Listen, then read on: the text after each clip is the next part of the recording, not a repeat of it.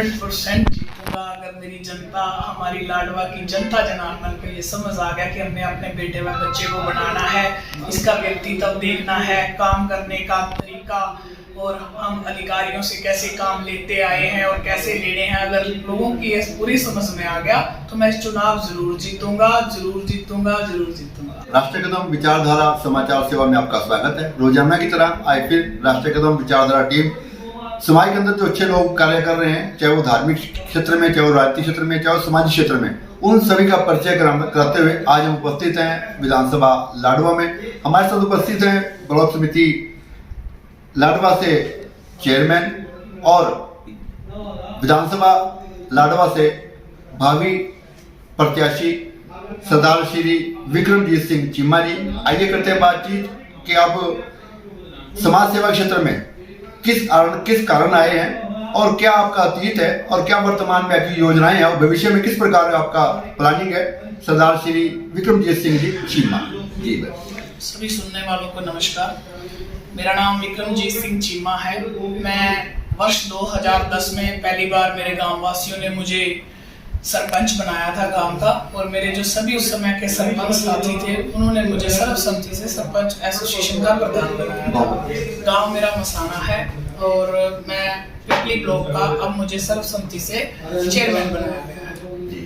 और आगे जैसे कि भाई साहब ने पूछा कि हमारी क्या योजनाएं हैं, हम किस भाव से यहाँ पर आए हैं, क्योंकि हमने देखा है कि जितने भी प्रत्याशी, सबसे बड़ी बात है लाडवा विधानसभा से जितने भी प्रत्याशी अब तक रहे हैं, चाहे वो किसी भी पार्टी से, मैक्सिमम चाहे वो भारतीय जनता पार्टी, चाहे वो कांग्रेस, तो इन्होंने हमेशा बाहरी प्रत्याशी को टिकट दिया है और लाडवा वासियों की मजबूरी हो गई कि इन लोगों को चुना जाए। तो मैं अपना हल्का, अपना विधायक का मुद्दा लेकर के बीच में आया हूँ कि हमारा जो विधायक हो वो अपने हल्का का होना चाहिए। हम सभी ने, जो मेरे गांववासी हैं या मेरे आसपास के जो गांव हैं, उनको पता है कि परमपिता परमात्मा की कृपा से मैंने हमेशा हर व्यक्ति को बराबर मान सम्मान दिया है, चाहे वो अमीर हो गरीब हो, और गरीब की सहायता दिल से, क्योंकि एक गरीब की सहायता उस परम पिता परमात्मा का नाम लेने के बराबर है। इसलिए मेरे घर से आज तक परमात्मा ने इतनी कृपा है कि कोई भी खाली नहीं गया। और आगे मैं विधानसभा लाडवा से यही चुनाव, जो मेरी इच्छा है कि हर एक व्यक्ति, चाहे वो गांव का सरपंच हो, ब्लॉक समिति मेंबर हो, चेयरमैन हो, या गांव का एक आम नागरिक हो, अमीर हो चाहे गरीब हो, हर व्यक्ति का सम्मान बराबर करना है।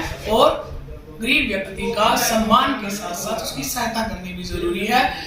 और हल्का में जैसे कि हमने यहाँ पर देखा होगा कि अंबाला में एक एयरपोर्ट बनने जा रहा है, वो हमारे कुछ क्षेत्रों में भी बन सकता था, लेकिन हमारे यहाँ के जो विधायक पूर्व रहे या मौका विधायक या कोई भी हैं, वो जोर नहीं लगाते काम पे, क्योंकि वो बाहरी हैं।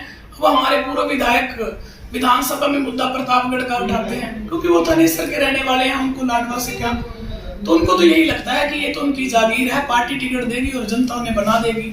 पर नहीं, अब चेंज होगा। अगर आप सभी को ये लगे कि मैं सेवा भाव और सही मुद्दे को लेकर के आपके बीच में आया हूँ, तो कृपया मेरा साथ दें। आप लोगों से मैं यही अपील करता हूँ। चेयरमैन साहब, आप शुरू से ही एक पंचायत प्रतिनिधि के रूप में आपने राजनीतिक जीवन शुरू किया, इसमें भी जगह जगह आप सरपंचों से तालमेल आपका, क्या यहाँ के जो सरपंच प्रतिनिधि हैं या और सरपंच हैं या जो जिला परिषद मेंबर हैं आपके इलाके के, उनका कैसा समर्थन आपको मिल रहा है सर? देखिए, सरपंच जो है, मैं जब सरकार में भी था, मेरा अच्छा योगदान था, अच्छी मानी जाती थी उस समय भी, क्योंकि मैं एक सरपंच रहा हूँ। सरपंचों की मेरी दिल से जो भावना है, जब सरपंच का मैं चेयरमैन बना था, 1 मंथ ही हुआ था मुझे, उसके बाद सरपंचों की हेजिटेशन हुई, तो मैं सरकार के खिलाफ धरने में जाकर के बैठ गया अपने सरपंच भाइयों के साथ, और रिजाइन देने तक का मैंने फैसला लिया। तो सरपंच भाई मेरे अच्छी तरह से जानते हैं कि ये व्यक्ति सच के साथ और साथ खड़ा रहेगा, इसलिए मुझे 90% सरपंचों का दिल से समर्थन है। ओपनली जब चुनाव आएंगे तब देखना, आप सभी के बीच में वो बात होगी। चेयरमैन साहब, कोई भी युद्ध बगैर सेना के जीता है था, क्या आपका संगठन इसलिए तैयार है कि आगामी चुनाव को लेकर आप अन्य प्रत्याशियों के मुकाबले उन पर अपना दबाव बना सकें, अपनी जीत के लिए आप सशक्त हैं सर?